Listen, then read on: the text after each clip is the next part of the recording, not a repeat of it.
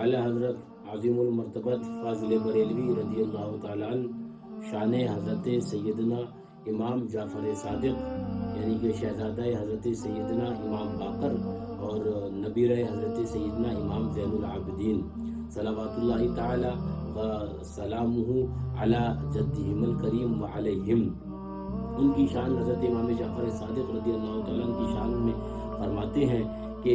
جعفر صادق بحق ناطق بحق واسق توئی بحر حق مارا طریق حق نما امداد کن۔ شجرہ مبارکہ کے اندر بھی اعلیٰ حضرت فاضل بریلوی رضی اللہ تعالیٰ نے آپ کا ذکر فرمایا، اور یہ ہمارے مرشدان اعظام میں ان کا شمار ہوتا ہے، حضرت سیدنا امام جعفر صادق رضی اللہ تعالیٰ عنہ و ارقاہ اللہ کا۔ شجرہ مبارکہ میں جو ہے مصرع صدق صادق کا تصدق صادق الاسلام کر، وہ حضرت امام سیدنا جعفر صادق رضی اللہ تعالیٰ عنہ کا وہاں پر ذکر مبارک کیا گیا ہے۔ حضرت امام جعفر صادق رضی اللہ تعالیٰ عنہ و ارقاہ اللہ اتنی بڑی شخصیت، اتنی بڑی ذات کہ جن کا تذکرہ ہم جیسے نااہل اور نادان لوگوں سے کیا ہو سکے گا، بس یہ ہے کہ آپ کا ذکر خیر کر کر اور آپ کے فیضان کرم کی کچھ چھینٹیں حاصل ہو جائیں، اس امید کے ساتھ ذکر خیر کر لیتے ہیں۔ طبقات کے اندر حضرت امام ذہبی نے ایک حوالہ نقل کیا، فرماتے ہیں کہ امام اعظم ابو حنیفہ رضی اللہ تعالیٰ عنہ یعنی کہ جو کتنے بڑے امام ہیں جن کے بارے میں خود آقا نے فرمایا کہ جو علماء نے فرمایا کہ یہ اس کے اندر بشارت میرے آقا نے امام اعظم ابو حنیفہ رضی اللہ تعالیٰ عنہ کی دی کہ علم اگر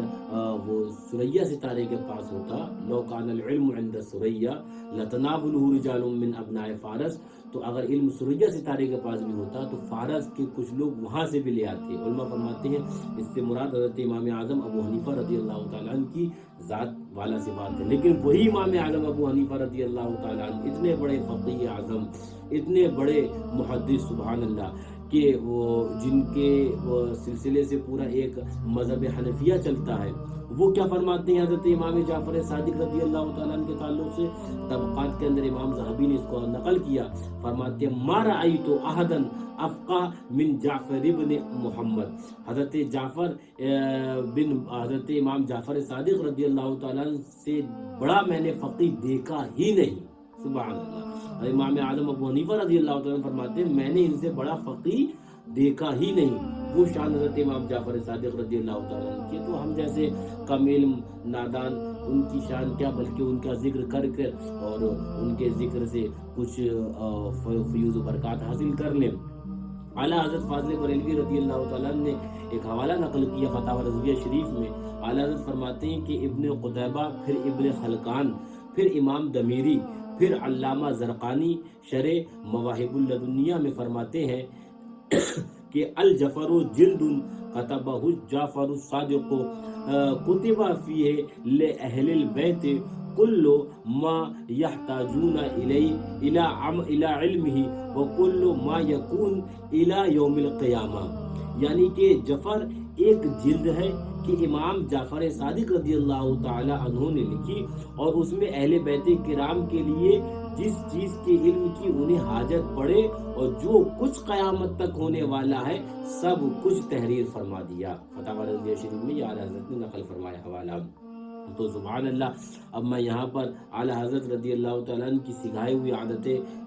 مبارکہ کے مطابق بتا دوں کہ وہ جو اعلیٰ حضرت نے سکھایا کہ چھیڑنا شیطان کو عادت کیجئے، کہ وہابی دیوبندی تو کہتے ہیں کہ ابھی تک وہ اسی میں ہلکے ہوئے ہیں کہ حضور کے علم غیب کے بارے میں کہ یہ ایسا تو یہ ایسا، ارے حضور کے علم غیب تو بہت بڑی بات ہے، وہ ذات تو بہت عرفہ والا ہے۔ حضور کے شہزادوں کے شہزادوں کے شہزادوں کے شہزاد غالباً چھٹی نسل میں حضرت امام جعفر صادق رضی اللہ تعالیٰ عنہ کا علم پاک یہ ہے کہ وہ قیامت تک آنے والے سارے معاملات اس کتاب کے اندر درج فرما دیا، اور اس حوالے کو ابن قتیبہ، پھر ابن خلقان، پھر امام دمیری، علامہ زرقانی وغیرہ نے اس کو حوالے کو نقل کیا۔ اعلیٰ حضرت نے فتاوی رضویہ میں حوالے کو نقل فرمایا انہی علماء کے جو ہے وہ حوالوں سے۔ اب آپ دیکھیے خالی اعلیٰ حضرت فاضل بریلوی رضی اللہ تعالیٰ نے یہ حوالہ نقل بھی فرمایا، اور ایک جگہ اعلیٰ حضرت رضی اللہ تعالیٰ نے اسی کو پر تبصرہ فرماتے ہیں کہ فتاوی رضویہ شریف کے الفاظ ہیں کہ جفر بے شک نہایت نفیس اور جائز فن ہے، حضرات اہل بیت کرام رضی اللہ تعالی علیہم کا علم ہے۔ امیر المومنین مولا علی کرم اللہ وجہ الکریم نے اپنے خواص پر اس کا اظہار فرمایا اور سیدنا امام جعفر صادق رضی اللہ تعالی عنہ اسے معرض کتابت میں لائے۔ کتاب مستطاب جفر جامع تصنیف فرمائی۔ علامہ سید شریف رحمۃ اللہ تعالی علیہ شرح مواقف میں فرماتے ہیں، امام جعفر صادق نے جامع میں ما کانا وما یکون تحریر فرما دیا۔ فتاوی رضویہ شریف کی عبارت یہاں تک مکمل ہوئی۔ تو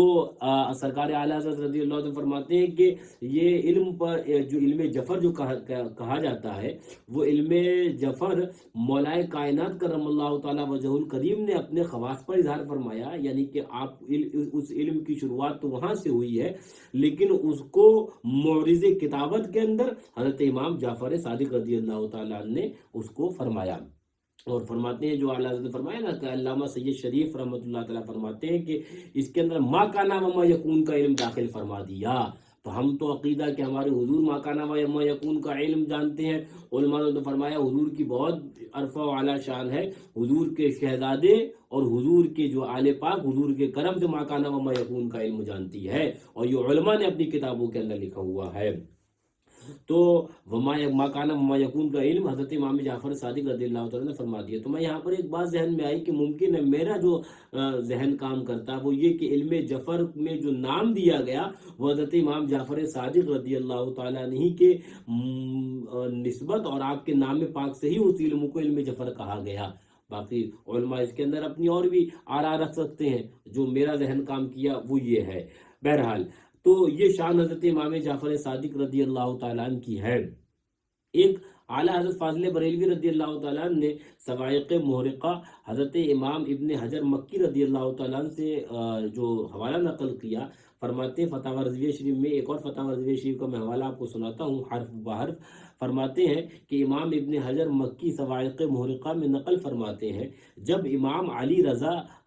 رضی اللہ تعالی عنہ، یہ کون ہے؟ یہ حضرت امام علی رضا رضی اللہ تعالیٰ عنہ امام جعفر صادق رضی اللہ تعالیٰ عنہ کے پوتے ہیں، اور یہ وہی امام ہے حضرت امام علی رضا رضی اللہ تعالیٰ عنہ جن کو ہم سنی محبت سے امام ضامن رضی اللہ تعالیٰ عنہ کہتے ہیں۔ تو یہ وہی امام علی رضا رضی اللہ تعالیٰ عنہ امام جعفر صادق رضی اللہ تعالیٰ عنہ کے یہ آپ پوتے ہیں۔ اعلیٰ حضرت فرماتے ہیں امام ابن حجر مکی صواعق محرقہ میں نقل فرماتے ہیں، جب امام علی رضا رضی اللہ تعالیٰ عنہ نیشا پور میں تشریف لائے، چہرہ مبارک کے سامنے ایک پردہ تھا۔ حافظان حدیث امام ابو زرعہ رازی و امام محمد بن اسلم توسی اور ان کے ساتھ بے شمار طالبان علم و حدیث حاضر خدمت انور ہوئے اور گڑ گڑا کر عرض کیا اپنا جمال مبارک ہمیں دکھا دیجئے، یعنی کہ آپ کے جو پردہ پڑا تھا تو عرض کیا کہ حضور یہ پردہ ہٹا دے اور اپنا جمال جہاں آ رہا اپنا جمال مبارک یہ اس کا دیدار فرما دے۔ تو اعلیٰ حضرت فرماتے ہیں کہ صواعق محرقہ کے اندر امام ابن حجر مکی رضی اللہ عنہ لکھتے ہیں کہ گڑ گڑا کر عرض کیا کہ اپنا جمال مبارک ہمیں دکھا دیجئے، اور اپنے آبائے کرام سے ایک حدیث ہمارے سامنے روایت فرمائیے۔ امام نے سواری روکی اور غلاموں کو حکم فرمایا پردہ ہٹا لیں۔ خلق خدا کی آنکھیں جمال مبارک کے دیدار سے ٹھنڈی ہوئیں، دو گیسو شانہ مبارک پر لٹک رہے تھے، سبحان اللہ، دو گیسو شانہ مبارک پر لٹک رہے تھے۔ پردہ ہٹتے ہی خلق خدا کی وہ حالت ہوئی کہ کوئی چلاتا ہے، کوئی روتا ہے، کوئی خاک پر لوٹتا ہے، کوئی سواری مقدس کا سم چومتا ہے۔ یہ اعلیٰ حضرت نقل فرمانے فتاوی رضویہ شریف میں امام ابن حجر مکی رضی اللہ عنہ کے حوالے سے کہ جب حضرت امام علی رضا رضی اللہ تعالیٰ نے اپنا پردہ ہٹایا تو فرماتے پھر سے الفاظ سنیے، اللہ اکبر، کہ پردہ ہٹتے ہی خلق خدا کی وہ حالت ہوئی کہ کوئی چلاتا ہے، کوئی روتا ہے، کوئی خاک پر لوٹتا ہے، کوئی سواری مقدس کا سم چومتا ہے، سبحان اللہ۔ اتنے میں علماء نے آواز دی خاموش، سب خاموش ہو رہے۔ دونوں امام مذکور نے حضور سے کوئی حدیث روایت کرنے کی عرض کری۔ حضور نے فرمایا، اب حضرت امام علی رضا رضی اللہ تعالیٰ نے فرمایا فرماتے ہیں حضور نے فرمایا حدثنی ابو موسیٰ الکاظم عن ابیہ جعفر الصادق عن ابیہ محمد الباقر عن ابیہ زین العابدین عن ابیہ الحسین عن ابیہ علی ابن ابی طالب رضی اللہ تعالی عن ابیہ علی ابن ابی طالب رضی اللہ تعالی عنہم قال حدثنی حبیبی وقرۃ عینی رسول اللہ صلی اللہ تعالی علیہ وسلم قال حدثنی جبریل قال سمعت رب العزہ یقول لا الہ الا اللہ حسنی فمن دخل حسنی امینا من عذابی. یعنی امام، اب اس کا ترجمہ دیکھیے، امام علی رضا، امام علی رضا، امام موسیٰ کاظم، وہ جعفر صادق، وہ امام محمد باقر، وہ امام زین العابدین، وہ امام حسین، وہ علی نیل مرتضی رضی اللہ تعالی عنہم سے روایت فرماتے ہیں کہ میرے پیارے، میری آنکھوں کی ٹھنڈک رسول اللہ صلی اللہ تعالی علیہ وسلم نے مجھ سے حدیث بیان فرمائی کہ ان سے جبریل نے عرض کی کہ میں نے اللہ عز و جل کو فرماتے سنا کہ لا الہ الا اللہ میرا قلعہ ہے. رب فرماتا لا الہ الا اللہ میرا قلعہ ہے، تو جس نے اسے کہا وہ میرے قلعے میں داخل ہوا، میرے عذاب سے امان میں رہا. یہ حدیث روایت فرما کر اعلیٰ حضرت آگے نقل فرماتے ہیں الفاظ فتاوی رضویہ شریف کے، یہ حدیث روایت فرما کر حضور روا ہوئے حضرت امام علی رضا رضی اللہ تعالیٰ عنہ، حضرت امام جعفر صادق رضی اللہ تعالیٰ عنہ کے پوتے یعنی نبیرے، یہ حدیث بیان فرما کر روا ہوئے اور پردہ چھوڑ دیا گیا. دواتوں والے جو ارشاد مبارک لکھ رہے تھے شمار کیے گئے 20,000 سے زائد تھے. الصواعق المحرقہ، یعنی کہ 20,000 سے زیادہ جو علم حدیث میں وہاں پر حضرت امام علی رضا رضی اللہ تعالیٰ عنہ سے شرف تلمذ حاصل کیا، وہ 20,000 سے زائد جو ہے وہ شمار کیے گئے. اللہ اکبر. اب یہ جو سلسلہ ہے، جو سلسلۃ الذہب جسے کہتے ہیں، کہ حضرت امام علی رضا رضی اللہ تعالیٰ نے اپنے آپ سے شروع کیا اور اس کے بعد اپنے سبحان اللہ وہ چلتے گئے اور وہاں تک بارگاہ ایزدی تک یہ سلسلہ پہنچا. اس جو سلسلے کی تعلق سے اعلیٰ حضرت آگے کیا فرماتے ہیں حضرت امام احمد ابن حنبل رضی اللہ تعالیٰ عنہ کے حوالے سے، وہ آپ ذرا دیکھیے. اعلیٰ حضرت آگے فرماتے ہیں کہ امام احمد ابن حنبل رضی اللہ تعالی عنہ نے فرمایا لو قرأت هذا الاسناد علی مجنون، یعنی کہ یہ اسناد اگر میں کسی پاگل کے اوپر پڑھ کر دم کر دوں تو فرماتے ہیں وہ اپنے پاگل پن سے ٹھیک ہو جائے گا. یہ اتنی مبارک سبحان اللہ اسناد ہے. پھر سے وہ اسناد سنیے، میں خالی وہ اسناد کا حصہ سناؤں. کیا فرماتے ہیں سبحان اللہ؟ فرماتے ہیں کہ حدثنی ابو موسیٰ الکاظم عن ابیہ جعفر الصادق، حضرت امام جعفر صادق، عن ابیہ محمد الباقر عن ابیہ زین العابدین عن ابیہ الحسین عن ابیہ علی ابن ابی طالب رضی اللہ تعالی عنہ قال حدثنی حبیبی وقرۃ عینی رسول اللہ صلی اللہ تعالی علیہ وسلم قال حدثنی جبریل قال سمعت رب العزہ. یہ جو سلسلہ فرماتے ہیں امام احمد ابن حنبل رضی اللہ تعالیٰ فرماتے ہیں، اعلیٰ حضرت نے نقل کیا فتاوی رضویہ شریف میں کہ یہ اگر اسماء مبارک جو ہے اور یہ سند اور یہ سبحان اللہ فرمایا جاتا ہے کہ اس اسناد کو اگر کسی پاگل کے اوپر پڑھ کر دم کر دو تو فرماتے ہیں حضرت امام احمد ابن حنبل رضی اللہ عنہ وہ اپنے پاگل پن سے ٹھیک ہو جائے گا. سبحان اللہ. تو یہ شان حضرت امام جعفر صادق رضی اللہ تعالیٰ اور اہل بیت کرام کی ہے. میرے ذہن میں ایک حوالہ آیا، آپ اس کو دیکھیے، فتاوی جو ہے وہ رضویہ شریف وغیرہ کے اندر بھی اعلیٰ حضرت فاضل بریلوی رضی اللہ تعالیٰ نے اس کو نقل فرمایا، اور فتاوی رضویہ شریف کے اندر اور دیگر ائمہ نے بھی اس کو نقل فرمایا. حضرت امام جعفر صادق رضی اللہ تعالیٰ کے چچا ہیں ایک، الحمدللہ فقیر کی وہ بغداد معلیٰ میں جب حاضری ہوئی تھی تو حضرت کی ان کے بھی آستانے، ابھی میں نام بتانے جا رہا ہوں، حضرت امام جعفر صادق رضی اللہ تعالیٰ کے چچا ہیں اور حضرت امام سیدنا باقر رضی اللہ تعالیٰ کے وہ بھائی ہیں. کیا ہے ان کا نام؟ حضرت زید بن علی، اور زید شہید بھی رضی اللہ عنہ ان کو کہا جاتا ہے. تو ان کے مزار مبارک پر بحمدللہ فقیر کی حاضری بھی ہوئی ہے. اب اعلیٰ حضرت فاضل بریلوی رضی اللہ تعالیٰ نے آپ کے واقعوں کو فتاوی رضویہ شریف میں نقل بھی فرمایا ہے. وہ دیکھیے، فرماتے ہیں حضرت امام صادق رضی اللہ عنہ کے چچا حضرت سیدنا زید شہید رضی اللہ تعالیٰ عنہ، سبحان اللہ کیا مبارک ذات ہے. اور جن کو زید شہید ہی کہا جاتا ہے۔ اعلیٰ حضرت فرماتے ہیں کہ خلیفہ ہشام نے، یہ ایک ظالم وہاں کا بادشاہ گزرا ہے، اس نے شہید کرایا اور سولی دی۔ ظالموں نے حضرت کو سولی پر چڑھاتے وقت روئے مبارک قبلے کی طرف سے پھیر دیا تھا، مگر بحکم الہی وہ لکڑی جس پر ظالموں نے حضرت کو سولی پر چڑھایا تھا قبلہ رخ پھر گئی اور حضرت کا منہ قبلے کی طرف ہو گیا۔ سبحان اللہ، اعلیٰ حضرت نقل فرمان ہے حضرت کا منہ قبلے کی طرف ہو گیا اور ظلم شدید کے اور فرماتے ہیں ظلم شدید کے نعش مبارک کو دفن نہ ہونے دیا، برسوں سولی پر ہی رہی، برسوں سولی پر رہی۔ لیکن سبحان اللہ، کرامت یہ اور شان یہ برسوں سولی پر تو رہی، لیکن سبحان اللہ نعش مبارک میں ذرہ برابر بھی فرق نہیں آیا۔ آگے دیکھیے، یہ تو یہ کرامت میں نے بیان کری اعلیٰ حضرت، اور آگے کرامت سوائق مورقہ اور جو ہے وہ اصح التواریخ کے حوالوں سے جو اعلیٰ حضرت نقل کرنا ہے وہ دیکھیے۔ فرماتے ہیں کہ نعش مبارک کو دفن نہ ہونے دیا، برسوں سولی پر رہی، ان برسوں میں بدن مبارک کے کپڑے گل گئے تھے، قریب تھا کہ بے ستری ہو۔ اللہ عز و جل نے مکڑی کو حکم دیا، اس نے جسم مبارک پر ایسا جال تان دیا کہ بجائے تہبند ہو گیا۔ سبحان اللہ، ایک دوسری کرامت کہ جب آپ کو سولی وہاں پر معاذ اللہ ان ظالموں نے دفن نہ ہونے دیا آپ کی نعش مبارک کو اور سولی پر رہی، تو آپ کا جسم مبارک تو صحیح سلامت رہا لیکن جو جسم مبارک پر کپڑے تھے وہ گل کر گرنے لگے اور اندیشہ ہوا کہ کہیں وہ بے ستری نہ ہو جائے،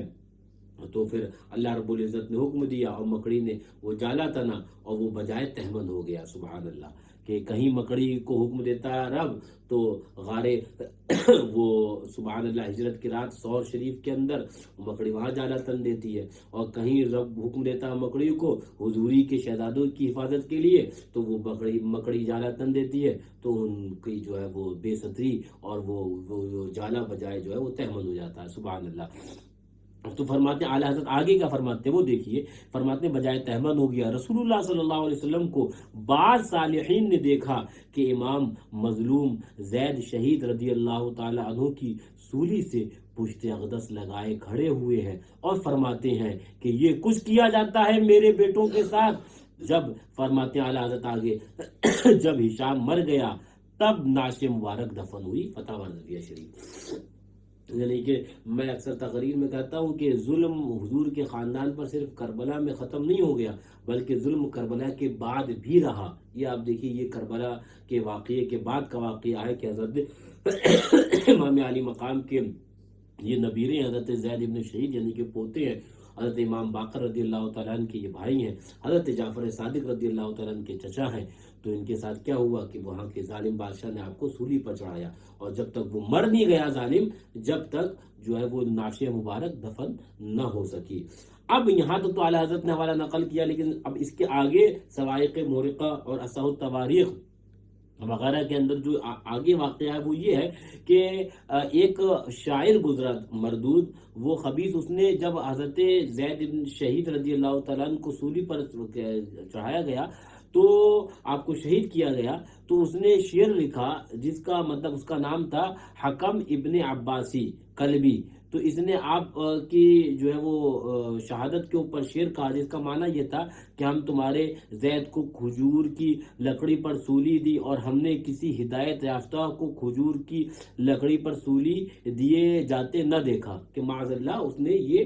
بکواس کری اور یہ اس نے کہا کہ ہم نے ان کو کھجور کی شاخوں پر سولی دی۔ تو اگر وہ معاذ اللہ اس کا مفہوم یہ تھا اس خبیث کا کہ اگر اتنے ہی با کرامت ہوتے تو کھجور کی شاخوں پر وہ سولی کیسے دی جاتی، معاذ اللہ۔ تو یہ آج بھی وہابی دیوبندی اللہ والوں کی شان میں بکواسیں کرتے رہتے ہیں، تو یہ ان جیسے اذہان پہلے بھی رہے ہیں اور انہوں نے بکواسیں کری ہیں۔ اب آگے دیکھو اصح التواریخ اور دیگر کتب کے اندر جو آگے آیا، جب اس نے یہ شعر کہا تو یہ ناپاک شعر حضرت امام جعفر صادق رضی اللہ تعالیٰ عنہ کے لیے بے حد تکلیف اور آپ کا جو ہے وہ درد کا باعث بنا، آپ کو بہت تکلیف ہوئی، اور آپ نے اس وقت دعا فرمائی اللہم سلط علیہ قلبم من کلابک، اے اللہ اپنے کتوں میں سے ایک کتا اس کے اوپر مسلط فرما دے۔ روایت کرتے ہیں صحیح تواریخ کے اندر اور سوائق محرقہ کے اندر اور شواہد النبوہ کے اندر بھی اس روایت کو نقل کیا ہے، فرماتے انہی دنوں میں بنی امیہ والوں نے کلبی مردود کو کوفہ بھیجا، راستے میں ایک شیر نے، آپ نے کیا کہا تھا، اللہ اپنے کتوں میں سے ایک کتا مسلط فرما دے، تو بارگاہ ایزدی کا شیر بھی ایک کتا ہی ہے، اور تو راستے میں ایک شیر نے اسے پھاڑ ڈالا اور اس طرح واصل بجہنم ہوا۔ حضرت امام صادق رضی اللہ تعالیٰ عنہ کو جب یہ خبر پہنچی تو سجدہ شکر فرمایا اور حمد کی کہ تمام تعریفیں اس خدائے قدوس کو جس نے ہم سے اپنا وعدہ وفا فرمایا۔ یہ اصل تواریخ کے اندر بھی روایت موجود ہے اور یہ سوائق محرقہ کے اندر حضرت امام ابن حجر مکی رضی اللہ تعالیٰ عنہ نے بھی نقل کیا ہے، موجود ہے۔ یہ سبحان اللہ کرامت حضرت امام جعفر صادق رضی اللہ تعالیٰ عنہ کی کہ اس کے تعلق سے فرمایا تھا اللہم سلط علیہ کلبا من کلابک، اے اللہ اس کو پر اپنے کتوں میں سے ایک کتا مسلط کر دے، تو وہ کتے ہی کی موت وہ مرا جس مردود نے وہ خبیث بکواس کری تھی۔ حضرت امام جعفر صادق رضی اللہ تعالیٰ عنہ کے تعلق سے مزید بہت سے چیزیں ہیں، میں کیا کیا ذکر کروں۔ ایک قول آپ کا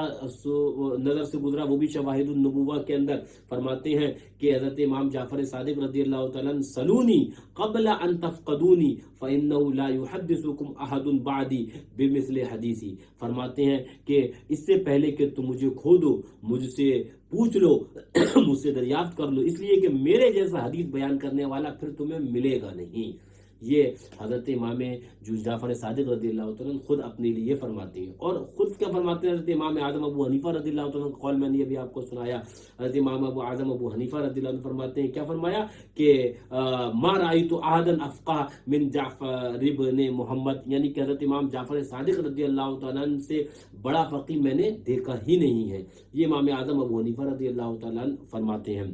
حضرت امام جعفر صادق رضی اللہ تعالیٰ عنہ کے بہت سے اقوال ہیں جو اگر اس کو یہاں پر بیان کیا جائے تو بات لمبی ہو جائے گی، گفتگو لمبی ہو جائے گی، طویل ہو جائے گی، لیکن ایک قول جو میں آپ کو سناؤں وہ مرعۃ القولین ایک کتاب ہے معتبر، اس کتاب کے اندر اس قول کو نقل کیا گیا ہے۔ وہ قول آپ سنیے، سبحان اللہ کیا آپ نے درس دیا۔ فرماتے ہیں حضرت امام جعفر صادق رضی اللہ تعالیٰ فرماتے ہیں جو گناہ کی ابتدا اس کی خوف سے ہو اور انتہا اس کی عذر یعنی توبہ پر ہو تو خدا تک پہنچا دیتا ہے، یعنی کہ جو گناہ ابتدا اس کی خوف سے ہو اور انتہا اس کی توبہ پر ہو تو وہ خدا تک پہنچا دیتا ہے۔ اور آگے فرماتے ہیں اور جو عبادت کی ابتدا اس کی امن یعنی کہ بے خوف ہو جائے عبادت کی وجہ سے امن پر ہو اور انتہا اس کی غرور پر ہو وہ خدا سے دور کر دیتی ہے۔ اور آگے فرماتے ہیں کہ متی مغرور گناہگار ہے اور گناہگار باعذر یعنی کہ جو اپنے گناہ کے اوپر لجاتا ہے اور توبہ بھی کرتا ہے، فرماتے ہیں گناہگار باعذر، فرماتے ہیں وہ متی ہے۔ آگے فرماتے ہیں عبادت بے توبہ مفید نہیں، کیونکہ رب نے توبہ کو عبادت پر مقدم رکھا۔ جہاں قرآن پاک میں ذکر کیا التائبون العابدون تو التائبون کو پہلے رکھا اور عابدون کو بعد میں رکھا، تو فرماتے ہیں کہ عبادت بغیر توبہ کے یہ قبول نہیں ہے، توبہ پھر عبادت۔ تو یہ حضرت امام جعفر رضی اللہ تعالیٰ عنہ کا قول سامنے آیا، ذکر کر دیا۔ اب حضرت امام جعفر صادق رضی اللہ تعالیٰ عنہ کی شان تو بہت عرفہ والا ہے اور آپ کی سبحان اللہ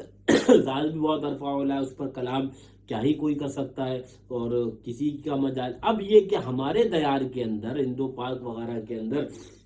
یہ ایک شرعی تو نہیں لیکن عرفی آپ یہ کہیے کہ طریقہ رائج ہے کہ 22 رجب کو حضرت امام جعفر صادق رضی اللہ تعالیٰ کی فاتحہ دلائی جاتی ہے۔ اب یہی طریقہ ہمارے بزرگوں کی طرف سے چلا آیا۔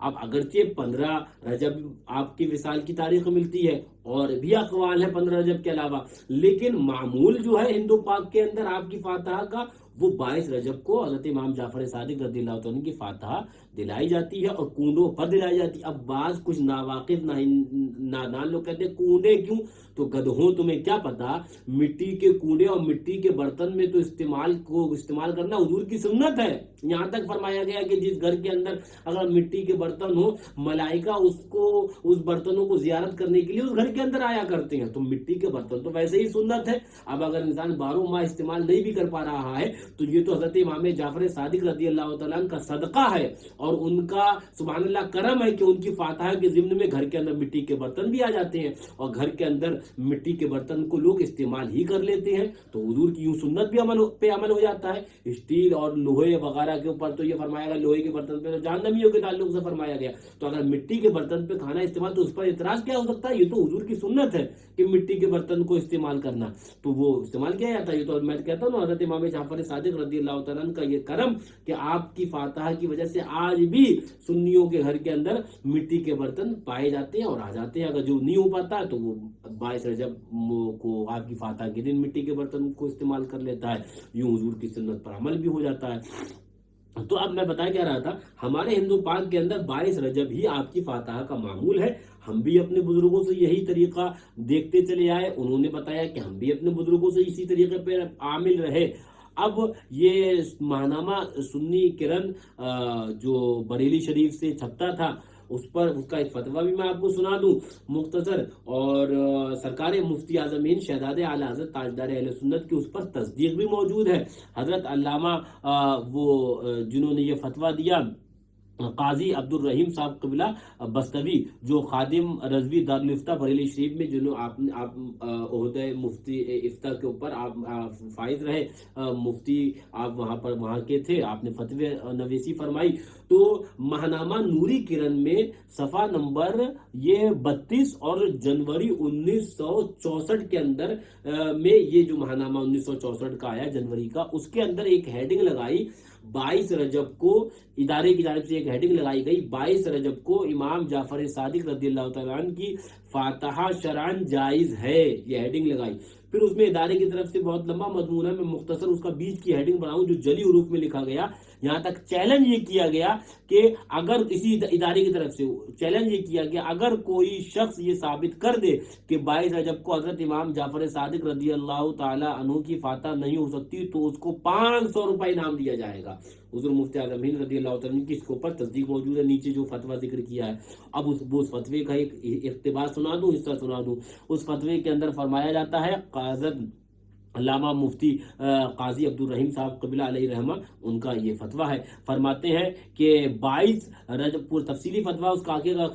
इक़्तिबास बता रहा हूँ कि 22 रजब को इमाम जाफर सादिक रहमतुल्लाहि ताला अलैहि की फातहा कराना शरअन जायज़ है और दूसरे बुजुर्गों की भी फातहा दिलाना जायज़ है कि असल जायज़ है और बाइसे नफ़ा व सवाब है। इसके ऊपर हजरत शहजादे आला हज़रत हुज़ूर मुफ्ती आज़म हिंद का अल जवाब सही के तौर पर आपकी तस्दीक मौजूद है। उसके नीचे लिखा हुआ फ़कीर मुस्तफ़ा रज़ा कादरी गफ़िरा लहू और फिर मोहर है। तो ये हमारे बुजुर्गों का मामूल रहा है और ये सारे हमारे अतराफ के अंदर। अब कुछ नादान लोग जो 22 और उसके अंदर वो 15 के अंदर, अच्छा इसके अंदर जो सरकार मुफ्ती आज़म हिंद रज़ी अल्लाह तआला का जिस पे तस्दीक मौजूद है और जो आपके ज़माने में शाये हुआ नूरी कुरान बरेली शरीफ से, उसका हम जो पहली लाइन सुना दूंगा आपको, वो बहुत अहम है।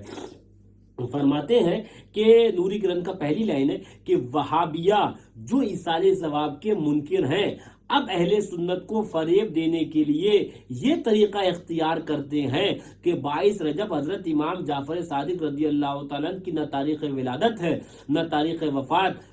लिहाजा उस तारीख पर फातहा ही नाजायज़ है, मुसलमान इस फरेब में न आए। पता क्या चला, ये 22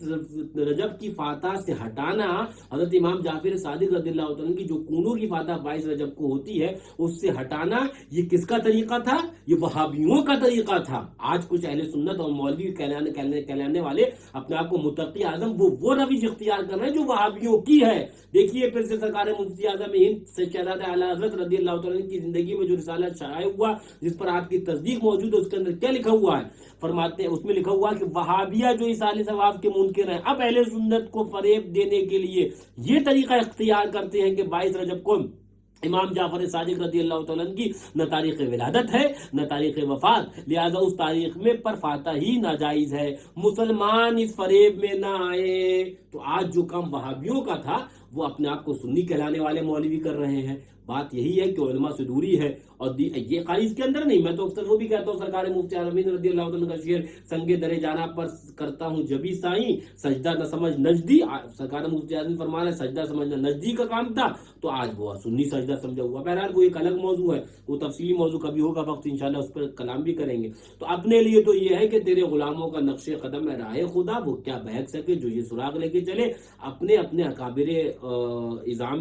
اعظام کے طریقے کے اوپر عامل ہے, وہی طریقہ نجات ہے, وہی طریقہ ہے. ہمیں نئی دلیل چاہیے, تو دلیل آپ حضرات کے لیے میں نے بیان کر دی. اپنے لیے تو اتنی دلیل کافی کہ ہمارے بزرگان دین نے جس طریقے پر عمل کیا ہم بھی اسی طریقے پر عامل ہیں. اس لیے کہ میں ایک بات ضمنی طور پر علمی بتا دوں, حضرت سیدنا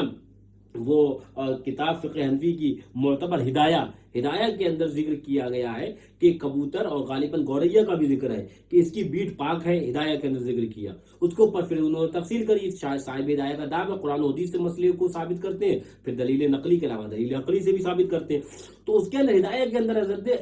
صاحب ہدایہ کہتے ہیں کہ جو کبوتر اور گوریا کی جو بیٹ پاک ہے, کیوں؟ تو دلیل لاتے ہیں کہ اس لیے کہ صحابہ کرام کے دور کے اندر مسجد نبوی کے اندر یہ رہتے تھے پرندے, اور وہاں پر بیٹ ہوتی تھی. مسجد کو پاک کرنے کا حکم ہے, اگر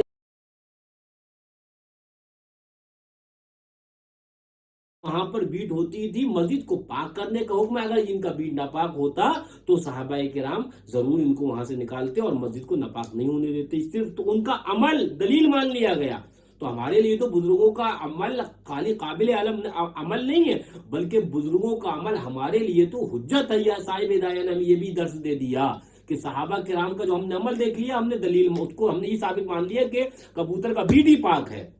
انہوں نے یہ دلیل مان لی. تو اپنے لیے یہی کہ جو بزرگان دین نے جو ہمیں راستہ دیا, یا جو اس راستے پر وہ عامل تھے, ہم اس راستے پر چل رہے ہیں. وہ جو اعلیٰ نے فرمایا یا رسول اللہ علیہ الصلوۃ والسلام, تیرے غلاموں کا نقش قدم ہے راہ خدا, وہ کیا بہک سکے جو یہ سراغ لے کے چلے. جو یہ سراغ لے کے چلے گا وہ نہیں بہکے گا, اور جو اس سراغ سے ہٹے گا اور اپنی عقل لگائے گا تو چونکہ یوں ہے تو چونکہ یوں ہے, تو وہ 22 نہیں ہے تو 24 نہیں ہے تو وہ 15 ہے, تو جو یہ کہے گا تو ایک یہی نہیں, وہ ہر جگہ بہکے گا. اور اہل سنت کو وہ فتنوں و فساد میں بھی ڈال دے گا, اور خود بھی بہکے گا اور دوسروں کو بھی بہکائے گا. اللہ تعالیٰ ایسے فتین اور ایسے فتنہ پردار لوگوں سے ہمیں محفوظ فرمائے. بزرگان دین کی فاتح اور ان کے آداب اور ان کے بتائے ہوئے طریقے پر عمل کرنے کی توفیق عطا فرمائے. 22 رجب کو جو ہمارے بزرگان دین کا معمول تھا, اسی پر حضرت امام جعفر صادق رضی اللہ تعالیٰ عنہ کی فاتحہ دلانا چاہیے. اسی پر دلاؤ اور امام جعفر صادق رضی اللہ تعالیٰ عنہ کے فیوز و برکات حاصل انہی دن جو ہمارے بزرگان دین نے رکھے ہیں انہی دن حاصل ہوں گے انشاءاللہ تعالیٰ. باقی تو جس دن جو چاہیں وہ رکھے, فاتحہ تو ہر دن ہو سکتی ہے, لیکن کچھ ایام بزرگوں نے جو خاص فرمائے تو ان کی کچھ خاص برکتیں بھی ہوا کرتی ہیں. لہذا 22 رجب کو ہی کو سرکار امام جعفر صادق رضی اللہ تعالیٰ کی فاتحہ کا اہتمام کرے, تاکہ ایک من جملہ اہتمام ہو جو پہلے ہوتا تھا کسی زمانے میں. اب یہ 22 اور 15 کی وجہ سے وہ جو فاتحہ کا اہتمام من جملہ کے ایک تہوار کے طور پر, ایک مکمل اہتمام کے طور پر جو سنی گھر گھر کے اندر فاتحہ دلاتے تھے, تو وہ ان جو ہے وہ نقطہ چینیوں کی وجہ سے یہ چیز جاتی رہی. تو اللہ تعالیٰ اسی راستے پر ہم سب کو واپس لوٹائے.